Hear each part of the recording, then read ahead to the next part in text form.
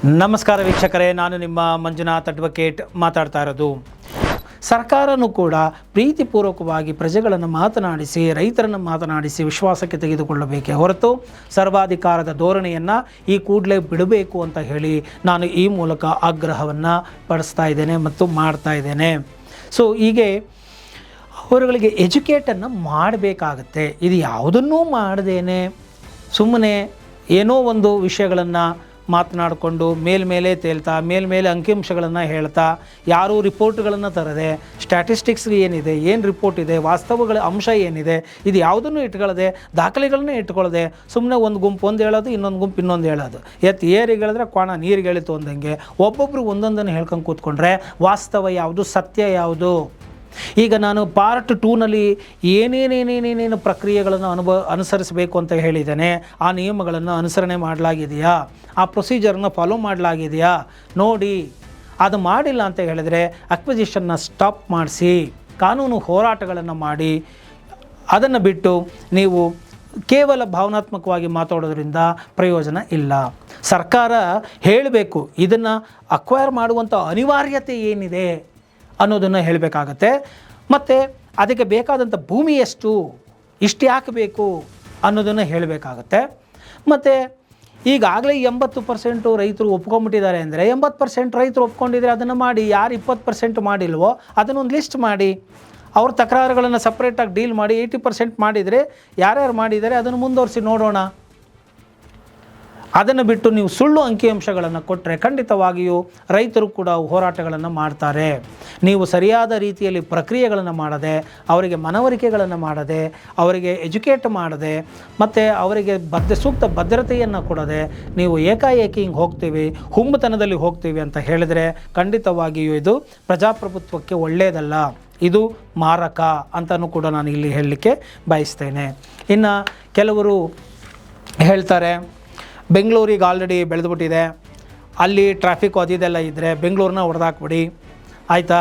ಮತ್ತು ಈಗ ಆಲ್ರೆಡಿ ಅಲ್ಲಿ ವಿಶ್ವೇಶ್ವರಯ್ಯ ಲೇಔಟ್ ಮಾಡಿದ್ರು, ಕೆಂಪೇಗೌಡ ಲೇಔಟ್ ಮಾಡಿದ್ರು, ಶಿವರಾಮ್ ಕಾರಂತ ಲೇಔಟು ಮಾಡಿದ್ದಾರೆ, ಬನಶಂಕರಿ ಲೇಔಟು, ಅಂಜನಾಪುರ ಲೇಔಟು, ಹೀಗೆ ಹಲವಾರು ಲೇಔಟ್ಗಳನ್ನು ಮಾಡಿದ್ರು. ಎಷ್ಟು ಸೈಟ್ಗಳಿದ್ದಾವೆ, ಏನಿದ್ದಾವೆ ಅಂತೆಲ್ಲ ಮಾತಾಡ್ತಾರೆ. ಸೊ ಇಲ್ಲಿ ಬೇಕಾ ಅಂತ ಇಲ್ಲಿ ಕೇಳ್ತಾರೆ. ನೋಡಿ, ಈಗ ಆಲ್ರೆಡಿ ಬಿಲ್ಡಿಂಗ್ಗಳನ್ನು ಕಟ್ಟಿಕೊಂಡು ಸಿಟಿಗಳು ಬೆಳೆದೋಗಿದೆ. ಬೆಂಗಳೂರಿನ ಜನ, ಬೆಂಗಳೂರು ಅಂದರೆ ಫಸ್ಟ್ ಗೌರವ ಕೊಡಿ. ಯಾಕೆ ಅಂತ ಹೇಳಿದರೆ ಇವತ್ತು ಯಾರ್ಯಾರು ರೈತರು ಅನ್ನ ಹಾಕ್ತೀನಿ ಅಂತಾರೋ ಆ ಎಲ್ಲ ಎಷ್ಟೋ ರೈತ ಕುಟುಂಬಗಳಿಗೆ ಇವತ್ತು ಅನ್ನವನ್ನು, ಜೀವನವನ್ನು, ಆಶ್ರಯವನ್ನು ಬೆಂಗಳೂರು ಕೊಟ್ಟಿದೆ. ಇದನ್ನು ಯಾರೂ ಮರಿಬಾರದು. 1.5 ಕೋಟಿ ಜನಸಂಖ್ಯೆ ಬೆಂಗಳೂರಿನಲ್ಲಿದ್ದಾರೆ. ಎಲ್ಲ ನಿಮ್ಮ ಜಮೀನು ಇಟ್ಕೊಂಡು ನೀವು ಏನೋ ಉಳುಮೆ ಮಾಡಿಕೊಂಡು ನೀವು ರೈತಾಪಿ ಜನಗಳಾಗಿದ್ದರೆ, 100% ನಿಮ್ಮ ಫಾರ್ಮರ್ಸ್ಗಳಾಗಿದ್ದರೆ ಯಾಕೆ ಬೆಂಗಳೂರಿಗೆ 1.5 ಕೋಟಿ ಜನಸಂಖ್ಯೆ ಆಯಿತು? ಇಲ್ಲಿ ಹುಟ್ಟು ಬೆಳೆದಿರೋರು ಎಷ್ಟು ಜನ ಇದ್ದಾರೆ? ಹೊರಗಡೆಯಿಂದ ಬಂದಿರೋರು ಎಷ್ಟು ಜನ ಇದ್ದಾರೆ? ಯಾರೋ ಹಳ್ಳಿಯಿಂದ ಬೆಂಗಳೂರಿಗೆ ಬಂದು ಬದುಕನ್ನು ಕಟ್ಕೊಂಡೇ ಇಲ್ವಾ? ಎಲ್ಲರೂ ಜೀವನ ಕೃಷಿನಲ್ಲೇ ಮಾಡ್ತಾ ಇದ್ದೀರಾ? ಇಲ್ಲ ಅಲ್ವಾ? ಅನ್ನ ಹಾಕ್ತೀವಿ, ಖಂಡಿತ ನೀವು ಅನ್ನ ಹಾಕೋರೆ. ಮತ್ತು ಬೇರೆಯವರು ಎಲ್ಲದನ್ನು ಬೇಕಲ್ವ? ಈಗ ಅಕ್ಕಿ ಬೆಳೆದ್ರೆ ಸಾಂಬಾರು ಮಾಡೋಕ್ಕೆ ಇನ್ನೊಬ್ಬನ ಆಶ್ರಯ ಮಾಡಬೇಕಲ್ವ? ಇನ್ನೊಂದೇನೋ ಬೆಳೆದ್ರೆ ಮಾಡಬೇಕಲ್ವ? ಕಂಪ್ಯೂಟರ್ ಕಡ್ಕೊಂಡು ತಿಂತೀರಾ, ಅನ್ನ ತಾನೇ ತಿಂತೀರಾ? ಈ ರೀತಿಯಾಗಿ ಹುಂಬತನದ ಮಾತುಗಳು ಬೇಡ. ಹಂಗೆಲ್ಲ ಮಾತಾಡ್ತಾ ಹೋಯ್ತು ಅಂದರೆ ದುಬೈಯಲ್ಲಿ ಏನೂ ಇಲ್ಲ, ಮರಳು ಭೂಮಿ ಪ್ರದೇಶ ಅದು. ಅಲ್ಲಿ ಯಾವ ರೀತಿಯಲ್ಲಿ ಡೆವಲಪ್ಮೆಂಟ್ ಆಗಿದೆ ಇವತ್ತು ಎಲ್ಲ ಗರ್ಭ ಶ್ರೀಮಂತರು ಬಂದು ದುಬೈನಲ್ಲಿ ಯಾಕೆ ಸೇರ್ಕೊಂಡಿದ್ದಾರೆ? ಇಲ್ಲಿ ನಾವು ಅದನ್ನು ಅರ್ಥ ಮಾಡ್ಕೋಬೇಕು. ಅಲ್ಲಿ ಯಾವುದನ್ನು ಬೆಳೆಗಳನ್ನ ಬೆಳ್ಕೊಂಡು ಯಾರೂ ಕೂತಿಲ್ಲ. ಅಲ್ಲಿ ದೇಶ ಕಟ್ಟಿದ್ದಾರೆ. ಅವರು ಏನು ಬೇಕೋ ಇಂಪೋರ್ಟ್ ಮಾಡ್ಕೊಳ್ತಾರೆ. ಇವತ್ತು ರೈತರುಗಳು, ಸಾವಿರಾರು ಜನ ರೈತರು ಕೆಲಸ ಮಾಡಲಿಲ್ಲ ಅಂತಂದ್ರು ಮಿಷಿನ್ಗಳು ತಂದು ಹಾಕ್ಬಿಟ್ಟು 300 ಮಿಷಿನ್ ಹಾಕಿ ಅಗ್ರಿಕಲ್ಚರ್ ಮಾಡ್ತಾರೆ. ಟೆಕ್ನಾಲಜಿಗಳು ಬಂದಿದ್ದಾವೆ, ಮಿಷಿನ್ಗಳು ಬಂದಿದ್ದಾವೆ. ಇವತ್ತೊಬ್ಬರು ರೈತರು ಜೀವನ ಮಾಡಬೇಕು ಅಂದರೆ ಅವರಿಗೆ ಏನು ಬೇಕು? ಒಂದು ಬಟ್ಟೆ ಬೇಕಾ, ಒಂದು ಮೊಬೈಲ್ ಬೇಕಾ, ಒಂದು ಲ್ಯಾಪ್ಟಾಪ್ ಬೇಕಾ, ಒಂದು ಎಜುಕೇಷನ್ ಬೇಕಾ, ಇಂಜಿನಿಯರ್ಗಳು ಎಲ್ಲ ಬೆಂಗಳೂರೇ ಕೊಟ್ಟಿರೋದು. ಒಬ್ಬೊಬ್ಬರು ಒಂದೊಂದು ಕ್ಷೇತ್ರದಲ್ಲಿ ಪರಿಣಿತರಾಗಿರ್ತಾರೆ, ಒಬ್ಬೊಬ್ಬರು ಇನ್ನೊಬ್ಬರಿಗೆ ಪೂರಕವಾಗಿದ್ದಾರೆ. ಇಲ್ಲಿ ಏನೋ ಫಾರಿನರ್ಸ್ಗಳ ಥರ ನೋಡೋಕ್ಕೆ ಹೋಗಬೇಡಿ. ಪ್ರತಿಯೊಬ್ಬರೂ ಅಷ್ಟೇ ವಿಶಾಲ ಮನೋಭೂಮಿಕೆಯಿಂದ ಚಿಂತನೆಯನ್ನು ಮಾಡಿ. ಸುಮ್ಮನೆ ಯಾರೋ ಒಂದು ಏನೋ ಎತ್ಕೊಡ್ತಾರೆ, ಏನೋ ಒಂದು ಹಾಕ್ಕೊಡ್ತಾರೆ ಅಂತ ಅದನ್ನೇ ಮಾತಾಡ್ಕೊಂಡು ಕೂರೋದಲ್ಲ. ಬ್ರಾಡ್ ಪರ್ಸ್ಪೆಕ್ಟಿವ್ ಇಟ್ಟುಕೊಂಡು, ವಿಶಾಲ ಮನಸ್ಸನ್ನು ಇಟ್ಟುಕೊಂಡು ಮಾತನಾಡುವಂತಹ ಒಂದು ಮನಸ್ಥಿತಿಯನ್ನು, ಜ್ಞಾನವನ್ನು, ಮೆಚುರಿಟಿಯನ್ನು, ಪ್ರಬುದ್ಧತೆಯನ್ನು ಬೆಳೆಸಿಕೊಳ್ಳಬೇಕು ನಾಗರಿಕರು. ಇಲ್ಲಿ ರೈತರು ಗ್ರೇಟಾ, ಇವ್ರು ಗ್ರೇಟಾ? ಎಲ್ಲರೂ ಗ್ರೇಟು. ಎಲ್ಲರೂ ಅವ್ರವ್ರ ಕೆಲಸನ ಅವ್ರು ಮಾಡ್ತಾರೆ. ರೈತರ ಕುಟುಂಬದಲ್ಲಿ ಹುಟ್ಟಿದವ್ರಿಗೆ, ರೈತಾಪಿ ಜನ ಅವ್ರ ಕೆಲಸ ಮಾಡ್ತಾರೆ. ಇಂಡಸ್ಟ್ರೀಸು ಕುಟುಂಬದಲ್ಲಿ ಹುಟ್ಟಿದವರು ಅವನು ಆ ಕೆಲಸ ಮಾಡ್ತಾನೆ. ಒಬ್ಬರು ಇನ್ನೊಬ್ಬರಿಗೆ ಡಿಪೆಂಡ್ ಆಗಿದ್ದಾರೆ. ಭತ್ತ ಬೆಳೆದ್ರೆ ಭತ್ತ ತಿನ್ನೋಕ್ಕಾಗಲ್ಲ. ಈಗ ತೆಂಗು ಬೆಳೆದಿದ್ದೀನಿ ಅಂದರೆ ಬರೀ ಎಳ್ನೀರು ಕೊಡ್ಕೊಂಡೆ ಜೀವನ ಮಾಡೋಕ್ಕಾಗುತ್ತಾ? ಅಡಿಕೆ ಹಾಕಿದ್ರೆ ಅಡಿಕೆ ತಿನ್ಕೊಂಡು ಜೀವನ ಮಾಡೋಕ್ಕಾಗುತ್ತಾ? ಅದನ್ನು ಕೊಂಡ್ಕೊಳ್ಳೋರೊಬ್ಬರು ಬೇಕಲ್ಲ. ಮತ್ತು ಅವ್ರು ಓಡಾಡೋಕ್ಕೆ ಕಾರುಗಳಾಗಿರ್ಬೋದು, ಗಾಡಿಗಳಾಗಿರ್ಬೋದು, ಬಟ್ಟೆಗಳಾಗಿರ್ಬೋದು, ಮನುಷ್ಯನಿಗೆ ಎಷ್ಟೋ ಅವಶ್ಯಕತೆಗಳಿದೆ. ಅವೆಲ್ಲ ರೈತರು ಸಂಪಾದನೆ ಮಾಡ್ತಾವ್ರ? ರೈತರೇ ಹುಟ್ಟಾಕ್ತಾ ಇದ್ದಾರಾ? ಇವತ್ತು ಬರೀ ನಾವು ಕೃಷಿ ಮಾಡ್ಕೊಂಡು ಕೂತಿದ್ರೆ ಇವತ್ತು ಬ್ಯಾಂಗ್ಳೂರಾಗಲಿ ಇಷ್ಟು ಮಟ್ಟಿಗೆ ಕರ್ನಾಟಕ ಬೆಳೀತಾ ಇತ್ತಾ? ಇವತ್ತು ವರ್ಲ್ಡ್ ವೈಡಲ್ಲಿ ಬ್ಯಾಂಗ್ಳೂರು ತುಂಬ ಪವರ್ಫುಲ್ಲಾಗಿ ಬೆಳೆದಿದೆ. ಇದನ್ನೆಲ್ಲ ನಾವು ಗಮನಿಸ್ಕೋಬೇಕು. ಬಂದಿರತಕ್ಕಂಥ ಕ್ಯಾಪಿಟಲಿಸ್ಟ್ಗಳಿಗೂ ನಾವು ಅವಕಾಶವನ್ನು ಮಾಡಿಕೊಡಬೇಕು. ಬಟ್ ಏನು ಬೇಕೋ ಅದನ್ನು ಅರ್ಥ ಮಾಡ್ಕೊಳ್ಳಿ. ಮತ್ತು ಇನ್ನೊಂದು, ಬೆಂಗಳೂರು ಆ ಥರನೇ ಯಾಕೆ ಆಗಬೇಕು, ಬಿಡದಿನೇ ಯಾಕೆ ಬೇಕು, ಅಲ್ಲಿಗೆ ಹೋಗಲಿ, ಉತ್ತರ ಕರ್ನಾಟಕಕ್ಕೆ ಹೋಗಲಿ, ಅಲ್ಲಿ ಡೆವಲಪ್ ಆಗಲಿ. ಒಂದು ತಿಳ್ಕೊಳ್ಳಿ, ಒಂದು ಸಾಫ್ಟ್ವೇರು ಒಂದು ಇದು ಮಾಡೋದಕ್ಕೆ ಬೆಂಗಳೂರಿಗೆ ಯಾಕೆ ಬಂದರು ಅಂದರೆ ಇಲ್ಲಿನ ವಾತಾವರಣ, ಅಲ್ಲಿ ಸರ್ವರು ಕೂಲಾಗಿರಬೇಕು. ಇಲ್ಲ ಅಂತ ಹೇಳಿದರೆ ಬಿಸಿಲು ತೊಗೊಂಡೋಗ್ಬಿಟ್ಟು ನೀವು ಬಳ್ಳಾರಿನಲ್ಲಿ ಹಾಕ್ತೀನಿ ಅಂತಂದರೆ ಎಲ್ಲ ಸರ್ವರ್ಗಳು ಡಮರ್ ಆಗ್ಬಿಡುತ್ತೆ. ಯಾವ ಸಾಫ್ಟ್ವೇರು ಬೆಳೀತಾ ಇರಲಿಲ್ಲ, ಯಾವ ಐ ಟಿನೂ ಬೆಳೀತಾ ಇರಲಿಲ್ಲ. ಇವತ್ತೆಲ್ಲ ಸಾಫ್ಟ್ವೇರು ಐ ಟಿ ಎಲ್ಲ ಬೆಳೆದಿರೋದ್ರಿಂದನೇ ಇವತ್ತು ಎಷ್ಟೋ ರೈತರ ಕುಟುಂಬದಲ್ಲಿ ಮಕ್ಕಳುಗಳು ಇಲ್ಲಿ ಬಂದ್ಬಿಟ್ಟು ಕ್ಯಾಬ್ ಓಡಿಸ್ತಾ ಇದ್ದಾರೆ, ಆಟೋ ಓಡಿಸ್ತಾ ಇದ್ದಾರೆ. ಮತ್ತು ಎಷ್ಟೋ ಒಂದು ಹೌಸ್ ಕೀಪಿಂಗ್ ಆಗಿರ್ಬೋದು, ಅಥವಾ ಇನ್ನೇನು ಅಡ್ಮಿನಿಸ್ಟ್ರೇಷನ್ನು, ಎಕ್ಸಿಕ್ಯೂಟಿವ್ ಕೆಲಸ, ಹಲವಾರು ವರ್ಗಗಳಲ್ಲಿ ಕೆಲಸಗಳನ್ನು, ಬದುಕುಗಳನ್ನು ಕಟ್ಕೊಂಡಿದ್ದಾರೆ. ನಮ್ಮ ಒಂದು ಸತ್ಯ ಏನು ಅಂತ ಹೇಳಿದ್ರೆ, ಇವತ್ತು ದುಬೈನಲ್ಲಿ ಏನಿಲ್ಲ ಮರಳು ಭೂಮಿ, ಬಟ್ ಅವ್ರ ದೇಶನ ಕಟ್ಟಿದ್ರು, ಒಳ್ಳೆ ವಿಷನ್ ಇಟ್ಕೊಂಡು ಒಳ್ಳೊಳ್ಳೆ ನಾಯಕರಿದ್ದರು. ಇವತ್ತು ನಮ್ಮಲ್ಲಿ ಆ ಥರದವ್ರು ಯಾರೂ ಇಲ್ಲ. ಒಳ್ಳೆ ನಾಯಕರು ಬರಬೇಕು, ವಿದ್ಯಾವಂತರಿಗೆ ನೀವು ಅಧಿಕಾರ ಕೊಡಬೇಕು. ಬದ್ಬಿಟ್ಟು ಫ್ರೀ ಬೀಸ್ಗಳು ಯಾರು ಕೊಡ್ತಾರೋ, ಯಾರು ಜಾಸ್ತಿ ಅನೌನ್ಸ್ ಮಾಡ್ತಾರೋ ಅವ್ರಿಗೆ ಓಟ್ ಹಾಕಿದ್ರೆ ಅವ್ರು ಅನೌನ್ಸ್ ಮಾಡ್ತಾರೆ, ಇನ್ನೊಬ್ಬನ ಕಿತ್ತು ನಿಲ್ಲಿಗೆ ಕೊಡ್ತಾರೆ, ಎಷ್ಟು ಡೀಲ್ಗಳು ಮಾಡ್ಕೋಬೇಕು ಮಾಡ್ಕೊಂಡು ಅವ್ರು ಹೋಯ್ತಾ ಇರ್ತಾರೆ. ಆದ್ದರಿಂದ ಯೋಚನೆ ಮಾಡಿ ಓಟುಗಳನ್ನು ಮಾಡಿ ಅಂತ ನಾನು ಅದಕ್ಕೆ ಯಾವಾಗಲೂ ಹೇಳ್ತಾ ಇರ್ತೇನೆ. ಸೊ ಅದರಿಂದ ಯೋಚನೆ ಮಾಡಿ, ನಮ್ಮಲ್ಲಿರ್ತಕ್ಕಂಥ ಸೋರ್ಸ್ಗಳೇನು. ನಮ್ಮಲ್ಲಿ ಸಮುದ್ರ ಇಲ್ವಾ? ಭಾರತದಲ್ಲಿ ಸಮುದ್ರ ಇದೆ, ಉಪಯೋಗಿಸ್ಕೊತಾ ಇದ್ದಾರಾ? ಮಂಗಳೂರಲ್ಲಿ ಒಳ್ಳೆ ಪೋರ್ಟ್ ಮಾಡ್ಬೋದು, ಮಾಡ್ತಾ ಇದ್ದಾರಾ? ಇಲ್ಲ. Coffee estate Madikeri, Kodagu coffee ಎಸ್ಟೇಟ್ಗಳು ಚೆನ್ನಾಗಿ ಬೆಳೆಸ್ಬೋದು. ಮತ್ತೀಗ ಬಳ್ಳಾರಿ ಹೇಳಿದ್ರೆ ಬಿಸಿಲು ಜಾಸ್ತಿ ಅಂತ, ಬಿಸಿಲಲ್ಲಿ ಏನು ಮಾಡ್ಬೋದು? ಸೋಲಾರ್ ಎನರ್ಜಿನ ಮಾಡ್ಬೋದು. ಆ ಸೋಲಾರ್ ಎನರ್ಜಿ ಪ್ಲಾಂಟ್ಗಳನ್ನೆಲ್ಲ ಹಾಕಲಿ. ಬೇರೆ ಯಾವ್ಯಾವ ಪ್ರದೇಶಗಳಲ್ಲಿ ಏನು ವಾತಾವರಣ ಇದೆ ಅದನ್ನು, ಆ ಸಂಪನ್ಮೂಲಗಳನ್ನು ಉಪಯೋಗಿಸಿಕೊಂಡು ದೇಶ ಅಭಿವೃದ್ಧಿಯ ಕಡೆಗೆ ಕರ್ಕೊಂಡು ಹೋಗುವಂಥ ಮನಸ್ಸು, ದೂರದೃಷ್ಟಿ ಇರುವಂತಹ ನಾಯಕರುಗಳನ್ನು ಆಯ್ಕೆ ಮಾಡಬೇಕು. ಅದನ್ನು ಬಿಟ್ಟು ಏನು ಸಂಕುಚಿತ ಮನೋಭೂಮಿಕೆಯನ್ನು ಇಟ್ಕೊಂಡಿರೋರು, ಯಾವುದ್ರಲ್ಲಿ ಪಟ್ಟಂತ ದುಡ್ಡು ಮಾಡ್ಬೋದು, ಹೇಳು ಅದನ್ನು ಮಾಡೋಣ. ಇಲ್ಲಿಟ್ಕೊಂಡು ಇಲ್ಲಿ ನಮ್ಮ ಜನ ಯಾರನ್ನೂ ಇರಿಸಲ್ಲ. ನಮ್ಮ ಕೈಲಿಗೆ ಇವಾಗ ಅಧಿಕಾರ ಇದೆಯಾ, ಎಷ್ಟಾಗುತ್ತೆ, ಯಾವುದ್ರಲ್ಲಿ ಕೆರ್ಕೋಬೋದು ಹೇಳು, ಕೆರ್ಕೊಂಡು ಬಿಟ್ಬಿಡೋಣ. ಇಂಥವ್ರನ್ನ ನೀವು ಕೂರಿಸಿದ್ರೆ ದೇಶ ಹೇಗೆ ಅಭಿವೃದ್ಧಿ ಆಗುತ್ತೆ? ಮತ್ತು ಇನ್ನೊಂದು ಅರ್ಥ ಮಾಡ್ಕೊಳ್ಳಿ, ಲಾಜಿಕಲ್ ಆಗಿ. ಈಗ ಬೆಂಗಳೂರು ಬೆಳೆದಿದೆ, ಪೀಣ್ಯದಲ್ಲಿ ಇಂಡಸ್ಟ್ರೀಸ್ ಇದೆ, ಸೆಟಪ್ ಇದೆ, ಫ್ಯಾಕ್ಟ್ರೀಸ್ಗಳಿದೆ, ಐ ಟಿ ಬಿ ಟಿ ಎಲ್ಲ ಇದೆ, ಇಲ್ಲೆಲ್ಲ ಒಂದು ಸೆಟಪ್ ಇದೆ. ಈಗ ಯಾವುದೋ ಒಂದು ಬೇಕು ಅಂದರೆ ಅದಕ್ಕೆ ಲಿಂಕ್ ಇರೋವಂಥ ಪ್ರೊಫೈಲ್ಗಳು, ಕೆಲಸಗಳನ್ನು, ಫ್ಯಾಕ್ಟ್ರೀಸ್ಗಳನ್ನು ನಿಯರ್ ಬೈಯೇ ಡೆವಲಪ್ಮೆಂಟ್ ಮಾಡ್ಕೊಂಡು ಹೋಗಬೇಕೇ ಹೊರತು ಇಲ್ಲೊಂದು ಹಾಕ್ತೀನಿ, ಇನ್ನೊಂದು ಮೂಲೆಯಲ್ಲಿ ಒಂದು ಹಾಕ್ತೀನಿ, ಇನ್ನೊಂದು ಮೂಲೆಯಲ್ಲಿ ಒಂದು ಹಾಕ್ತೀನಿ ಅಂತಾದರೆ ಆ ಟ್ರಾನ್ಸ್ಪೋರ್ಟೇಷನ್ನು, ಆ ಕಾಸ್ಟಿಂಗು ಇದೆಲ್ಲ ಜಾಸ್ತಿ ಆಗ್ತಾ ಹೋಗುತ್ತೆ. ಯಾಕಂದರೆ ಒಂದೊಂದು ಐಟಮ್ಗಳಿಗೂ ಇನ್ನೊಂದು ಐಟಮ್ ಮಾಡೋದಕ್ಕೂ ಒಂದಕ್ಕೊಂದು ಲಿಂಕ್ ಇರುತ್ತೆ, ಅವ್ರವ್ರದ್ದು ಸಪೋರ್ಟಿಂಗ್ ಬೇಕಾಗಿರುತ್ತೆ. ಅದೆಲ್ಲ ಇನ್ಫ್ರಾಸ್ಟ್ರಕ್ಚರ್ಗಳನ್ನ ಒಂದು ಕಡೆ ಆಗ್ತಾ ಹೋದ್ರಿ, ನಿಯರ್ ಬೈ ಎಕ್ಸ್ಪ್ಯಾಂಡ್ ಮಾಡ್ಕೊಂಡು ಹೋದ್ರೇ ಡೆವಲಪ್ಮೆಂಟ್ಗೆ ಪ್ರೋಗ್ರೆಸ್ ಆಗೋದು. ಆದ್ದರಿಂದ ಇಲ್ಲಿ ಎಕ್ಸ್ಪರ್ಟ್ಗಳನ್ನು ಕೂರಿಸ್ಕೊಂಡು ಮಾತನಾಡಬೇಕೇ ಹೊರತು ಒಬ್ಬೊಬ್ಬನೂ ಒಂದೊಂದು ಏನೇನೋ ಮಾತಾಡಿಕೊಂಡು ಕೂರಬಾರ್ದು. ಮತ್ತು ಡೆವಲಪ್ಮೆಂಟು ಅಂತ ಹೇಳಿದ್ರೆ, ಈಗ ಬ್ಯಾಂಗ್ಳೂರಿನಲ್ಲಿ ಈಗ ಎಲ್ಲ ಮನೆಗಳನ್ನು ಉದುರಿಸೋದಾಗ್ಬೋದು, ಮಾಡೋದಾಗ್ಬೋದು, ಕಷ್ಟ ಆಗುತ್ತೆ. ಮತ್ತು ಇಲ್ಲಿ ಕಾಸ್ಟ್ ಆಫ್ ಲಿವಿಂಗ್ ಜಾಸ್ತಿ ಇದೆ, ಲ್ಯಾಂಡ್ ರೇಟ್ಗಳು ಜಾಸ್ತಿ ಇದೆ, ಗೌರ್ಮೆಂಟಿಗೂ ಅದನ್ನು ಬೇರ್ ಮಾಡೋಕ್ಕಾಗಲ್ಲ. ಮತ್ತು ಸಾಕಷ್ಟು ಜೀವಿಗಳಿಗೆ ತೊಂದರೆ ಆಗುತ್ತೆ. ಅದೇ ಜಮೀನುಗಳು ಇದ್ದಾಗ ಅದನ್ನು ತಗೊಂಡು ಡೆವಲಪ್ಮೆಂಟ್ ಮಾಡ್ಬೋದು. ಈಗ ಸ್ಯಾಮ್ಸಂಗು ಫೋನೇನೆ, ನೋಕಿಯಾನು ಫೋನೇನೆ, ಏನೋ ಆ್ಯಪಲ್ಲು ಫೋನೇನೆ, ಆ ಟೆಕ್ನಾಲಜಿ ಡಿಫ್ರೆನ್ಸ್ ಬಂದೇ ಬರುತ್ತೆ. ಹಾಗೆ AICT ಅನ್ನೋದನ್ನು ಮಾಡಿದಾಗ ಅಲ್ಲಿ ಅಡ್ವಾನ್ಸ್ಡ್ ಟೆಕ್ನಾಲಜಿ ಸರ್ವೀಸು ಇದೆಲ್ಲ ಮಾಡ್ಬೋದಾಗಿದೆ. ಮತ್ತು ಕರೆಕ್ಟಾಗಿ ಒಂದು ರೂಲನ್ನು ಫಾರ್ಮ್ ಮಾಡಿ ಅದಕ್ಕೆ ವೈಲೇಷನ್ ಆಗದೆ ಇರೋ ಥರದಲ್ಲಿ, ಬಿಲ್ಡಿಂಗ್ ಡಿವಿಯೇಷನ್ ಆಗದೆ ಇರೋ ಥರದಲ್ಲಿ ಒಂದು ನಿಯಮಿತವಾಗಿ, ಕರೆಕ್ಟಾಗಿ, ಪ್ರಾಪರಾಗಿ ದುಬೈ ಯಾವ ರೀತಿ ಕಟ್ಕೊಳ್ತಾ ಇದೆಯೋ ಆ ಬದುಕನ್ನು ಇಲ್ಲಿ ಕಟ್ಟಬಹುದಾಗಿದೆ ಅನ್ನೋದನ್ನು ನಾನು ಇಲ್ಲಿ ಹೇಳ್ತೇನೆ. ಮತ್ತು ಹಿಂಗೇನು ಹೇಳಿದ್ರೆ ಅನ್ನ ತಿನ್ನೋದು ಬೇಡವಾ, ಇನ್ನೇನು ಬೇಡವಾ ಅಂತ ಹೇಳಬಾರ್ದು. ಅನ್ನ ತಿನ್ನೋದಕ್ಕೆ ಸಾಕಷ್ಟು ಹೆಕ್ಟೇರ್, ಸಾವಿರಾರು ಎಕರೆಗಳು ಬಿದ್ದಿದ್ದಾವೆ, ಟೆಕ್ನಾಲಜಿಗಳಿದ್ದಾವೆ, ಹೇಗೆ ಬೇಕಾದರೂ ಅದನ್ನು ಡೆವಲಪ್ಮೆಂಟ್ ಮಾಡ್ಬೋದು ಅನ್ನೋದನ್ನು ತಿಳ್ಕೊಳ್ಳಿ ಅನ್ನೋದನ್ನು ನಾನು ಇಲ್ಲಿ ಹೇಳಲಿಕ್ಕೆ ಬಯಸ್ತೇನೆ. ಮತ್ತು ಗೌರ್ಮೆಂಟು ಅಷ್ಟೇ, ಈಗ ಕೆಲವೊಂದು ಉದಾಹರಣೆಗೆ ಕಾರಂತ್ ಲೇಔಟಲ್ಲಿ 15 ವರ್ಷ ಆಯಿತು, ಇನ್ನೂ ರೈತರುಗಳಿಗೆ 9,600 ಅಡಿ ಕೊಡ್ತೀನಿ ಒಂದು ಎಕರೆಗೆ ಅಂತ ಹೇಳಿ 60-40 ರೇಷೋ ಮಾತಾಡಿ ಇವತ್ತು ಅದನ್ನು ನೀವು ಕೂಡ ಕೊಟ್ಟಿಲ್ಲ ಡೆವಲಪ್ಮೆಂಟ್ ಮಾಡಿರೋದ್ರಲ್ಲಿ. ಇಲ್ಲಿ ದುಡ್ಡು ಇಲ್ಲ ಮತ್ತು ಜಾಗನೂ ಇಲ್ಲ, ವರ್ಷಾನುಗಟ್ಟಲೆ ನಿಮಗೆ ಕೊಟ್ಟು ಭಿಕ್ಷಕರ ಥರ ರೈತರು ಅಲಿಯೋದಕ್ಕಾಗೋದಿಲ್ಲ. ಯಾಕೆ ಅಂತ ಹೇಳಿದರೆ ಅವರು ಜಮೀನ್ದಾರರಾಗಿರ್ತಾರೆ, ಅವ್ರದ್ದು ದುಡ್ಡು ಕೊಟ್ಬಿಡಬೇಕು, ಇಲ್ಲ ಅಂತ ಹೇಳಿದ್ರೆ ನೀವು ಅವರಿಗೆ ಜಾಗನ ಡೆವಲಪ್ಮೆಂಟ್ ಮಾಡಿ ಕೊಡಬೇಕು, ಅವ್ರಿಗೊಂದು ಸೆಕ್ಯೂರಿಟಿ ಡೆಪಾಸಿಟ್ ಆದರೂ ಮಾಡಿ ಕೊಡಬೇಕು. ಇದು ಯಾವುದೂ ಮಾಡದೇನೆ ತೊಂದರೆಗಳನ್ನು ಮಾಡಿ ಕೊಡಬಾರ್ದು. ಸರ್ಕಾರ ಪ್ರಾಪರ್ ಪ್ಲ್ಯಾನ್ ಆಫ್ ಆ್ಯಕ್ಷನ್ನ ಮಾಡಿ ಇದು ಇದಮಿತ್ತಮ್, ಇದು ಹೀಗೆ ಇದೆ ನಕಾಶೆ ಅಂತೇಳಿ ಒಂದು ವಾಕ್ ಥ್ರೂ ರೆಡಿ ಮಾಡ್ಕೊಂಡು ಬಂದು, ಹೇಗೆ ಒಂದು ಬಿಲ್ಡಿಂಗ್ ಕಟ್ಟೋಕ್ಕೆ ಮುಂಚೆ ಬ್ಲೂ ಪ್ಲ್ಯಾನ್ ಕ್ರಿಯೇಟ್ ಮಾಡ್ತಾರೋ ಆ ರೀತಿಯಾಗಿ ಕ್ರಿಯೇಟ್ ಮಾಡಿ ಕರೆಕ್ಟಾಗಿ ಸಾರ್ವಜನಿಕರಿಗೆ ಹೇಳಿ, ಅಲ್ಲಿನ ಪಂಚಾಯಿತಿ ಮೆಂಬರ್ಗಳಿಗೆ ಹೇಳಿ, ಪಂಚಾಯಿತಿಗಳಿಗೆ ಹೇಳಿ, CEO ಗಳಿಗೆ ಹೇಳಿ, ZPಗಳಿಗೆ ಹೇಳಿ, ಅಲ್ಲಿನ MLAಗಳಿಗೆ ಹೇಳಿ, ವಿಷಯಗಳನ್ನು ಮುಟ್ಟಿಸಿ ಸಾರ್ವಜನಿಕರಿಗೆ ಸಭೆಗಳನ್ನು ಕರೆದು ನೀವು ಸರಿಯಾದ ರೀತಿಯಲ್ಲಿ ಅವರಿಗೆ ತಿಳಿಸಿ ಕೆಲಸಗಳನ್ನು ಮಾಡಬೇಕು ಅಂತ ಹೇಳೋದಕ್ಕೆ ನಾನು ಬಯಸ್ತೇನೆ. ಆದ್ದರಿಂದ ಡೆವಲಪ್ಮೆಂಟ್ ಅಂದರೆ ಏನು, ಡೆವಲಪ್ಮೆಂಟ್ ಯಾಕೆ ಬೇಕು, ಯಾಕೆ ಆಯಿತು, ಯಾಕೆ ಎಕ್ಸ್ಪ್ಯಾಂಡ್ ಆಗ್ತಾ ಇದೆ, ಯಾಕೆ ನಿಯರ್ ಬೈ ಎಕ್ಸ್ಪ್ಯಾಂಡ್ ಮಾಡಬೇಕು, ಯಾಕೆ ಅಲ್ಲಿ ಆಗಲ್ಲ, ಹೀಗೆ ಹೇಳಿದ್ನಲ್ಲ, ಎಲ್ಲೆಲ್ಲಿ ಏನೇನು ಯೂಸ್ ಮಾಡಬೇಕು ಅದನ್ನು ಮಾಡಿದ್ರೆ ಆಗುತ್ತೆ. ಆದ್ದರಿಂದ ಇದೆಲ್ಲವನ್ನು ನೋಡಿಕೊಂಡು ಮಾಡಬೇಕು. ಕರಪ್ಷನ್ ಇಲ್ವಾ? ಬೆಂಗಳೂರು ಡೆವಲಪ್ ಆಗೋಗಿದೆಯಾ? ಅದನ್ನು ಹೇಳ್ತಾರೆ. ಫಸ್ಟ್ ಗಾರ್ಡನ್ ಸಿಟಿ, ಆಮೇಲೆ ಸಿಲಿಕಾನ್ ಸಿಟಿ ಆಯಿತು, ಈಗ ಗಾರ್ಬೇಜ್ ಸಿಟಿ ಆಗಿದೆ, ಈಗ ಗುಂಡಿ ಸಿಟಿ ಆಗಿದೆ. ಕರಪ್ಷನ್ ಎಲ್ಲಿಲ್ಲ? ಇರುತ್ತೆ. ಒಳ್ಳೆ ನಾಯಕರನ್ನ ಆಯ್ಕೆ ಮಾಡಿ. ಒಳ್ಳೆ ಟೈಮ್ ಬರ್ತಾ ಇದೆ, ಎಲ್ಲ ಜನ ಚೇಂಜ್ ಕೇಳ್ತಾ ಇದ್ದಾರೆ, ಬದಲಾವಣೆ ಆಗುತ್ತೆ ಸಾಕಷ್ಟು. ಸೊ ಜನಗಳು ಬೇಕಾಗಿದ್ದಾರೆ, ಜನಗಳು ಬಂದು ಸೇರ್ಕೊತವ್ರೆ, ಸೈಟ್ಗಳು ಬೇಕಾಗಿದೆ, ಎಕ್ಸ್ಪ್ಯಾಂಡ್ ಮಾಡಲೇಬೇಕು. ಈಗ ಅದು ಬಿಟ್ಬಿಟ್ಟು ಇಲ್ಲಿ ಸಿಟಿನ ಬೆಳೆಸಿ ಎಕ್ಸ್ಪ್ಯಾಂಡ್ ಮಾಡಿ ತೊಗೊಂಡು ಇನ್ನೆಲ್ಲೋ ಆಗ್ತೀನಿ ಅಂತಂದರೆ ಹೇಗಾಗುತ್ತೆ?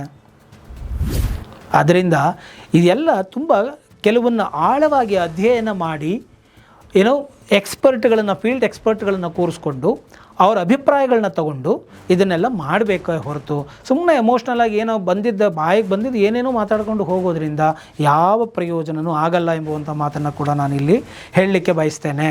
ಸೊ ಅನ್ನ ಬೆಳೆಯುವ ರೈತನೂ ಶ್ರೇಷ್ಠ, ಮೆಷಿನ್ ಟೆಕ್ನಾಲಜಿ ಮಾಡುವವನು ಶ್ರೇಷ್ಠ.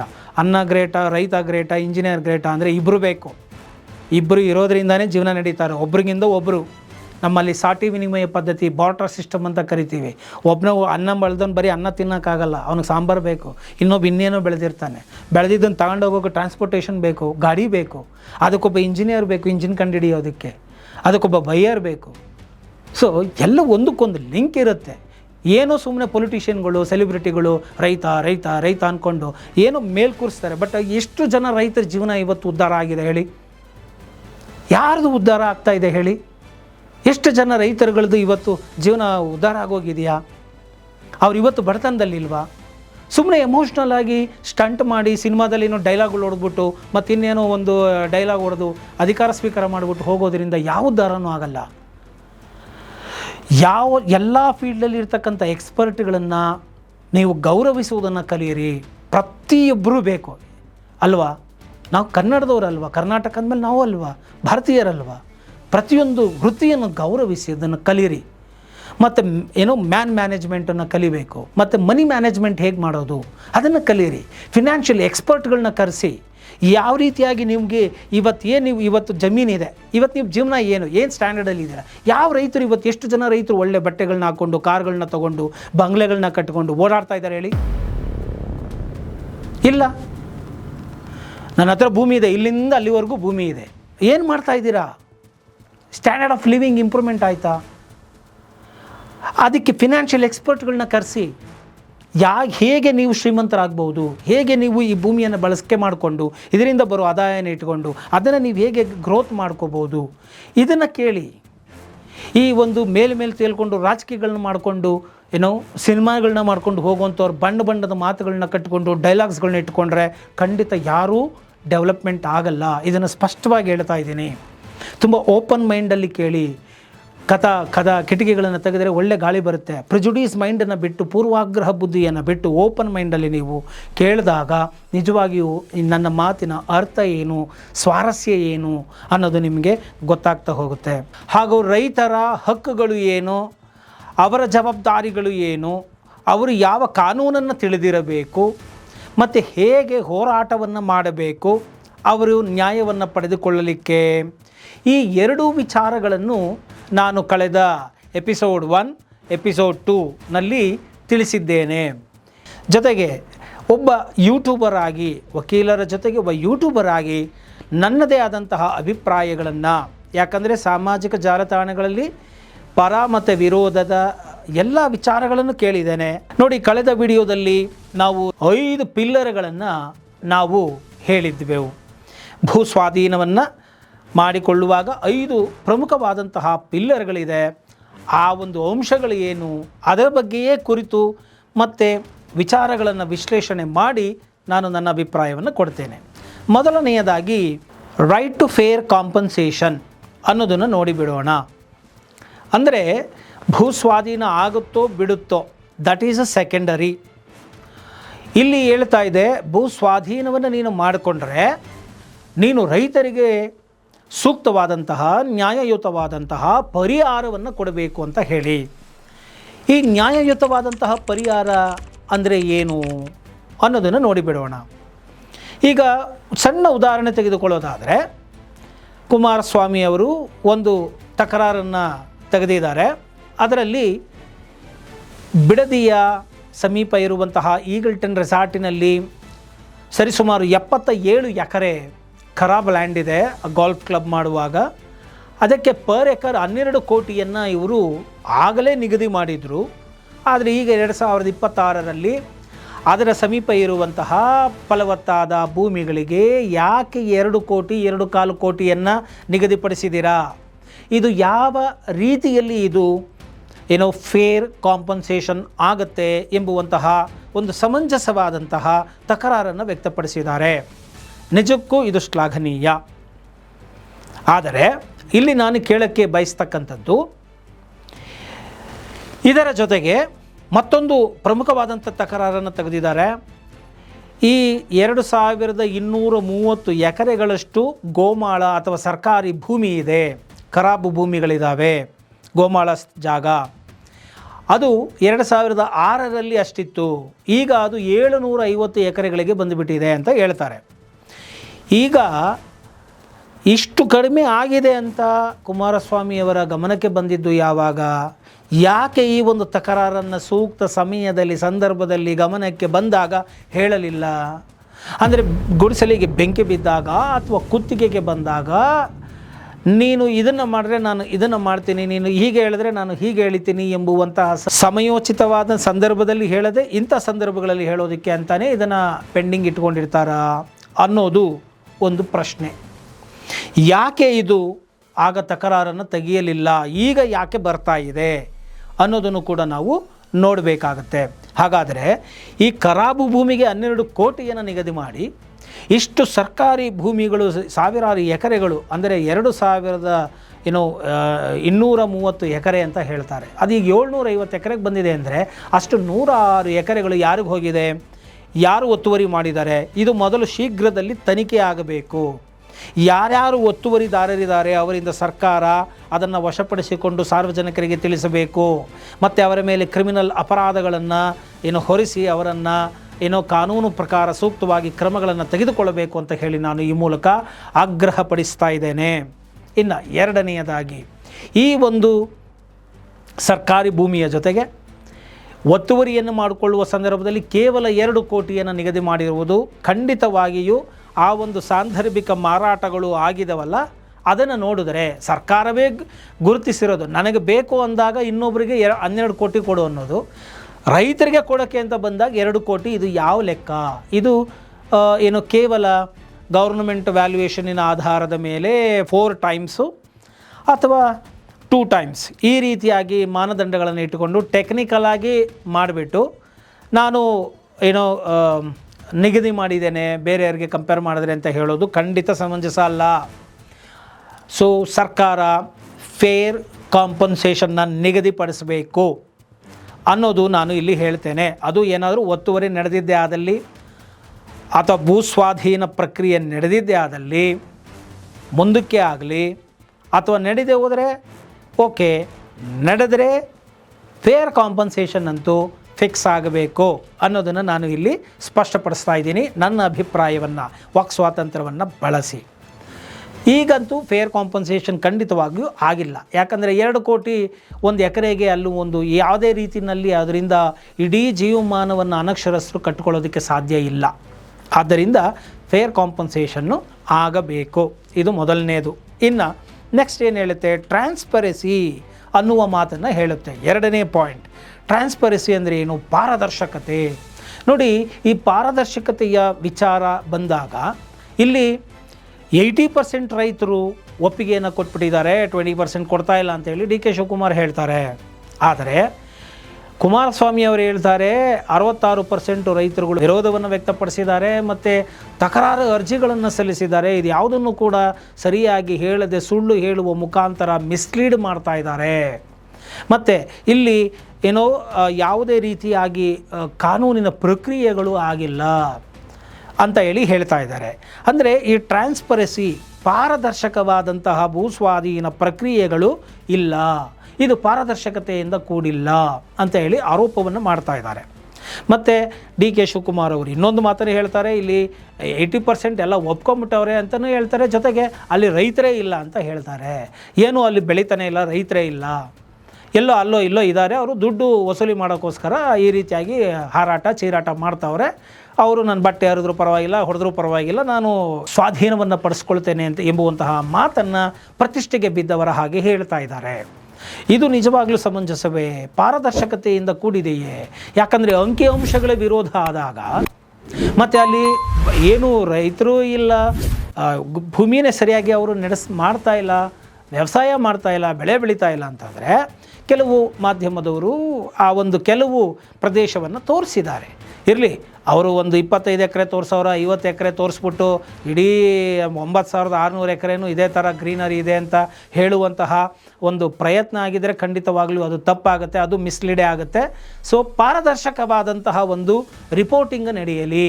ನಾನು ಹೇಳೋದು, ಸರ್ಕಾರನೇ ಒಂದು ಡ್ರೋನ್ ಮುಖಾಂತರ ಇದನ್ನು ಮಾಡಿಸ್ಲಿ. 9600 ಎಕರೆಗಳು ಎಲ್ಲೆಲ್ಲಿ ಬರುತ್ತೆ ಬೌಂಡ್ರಿ, ಅಲ್ಲಿ ಎಷ್ಟು ತೋಟಗಳಿದ್ದಾವೆ, ವ್ಯವಸಾಯ ನಡೀತಾ ಇದೆ, ಎಷ್ಟು ಬಂಜರು ಭೂಮಿ ಇದೆ ಎಂಬುದನ್ನು ಸರ್ಕಾರ ತೋರಿಸಲಿ. ಯಾಕಂದರೆ ಒಂದು 50 ಎಕರೆ ತೋರಿಸ್ಬಿಟ್ಟು ತೆಂಗು ಅಡಿಕೆ ತೋಟ ತೋರಿಸ್ಬಿಟ್ಟು ಎಲ್ಲ ಹಂಗೆ ಇದೆ ಅಂತಲೂ ಹೇಳೋಕ್ಕಾಗೋಲ್ಲ.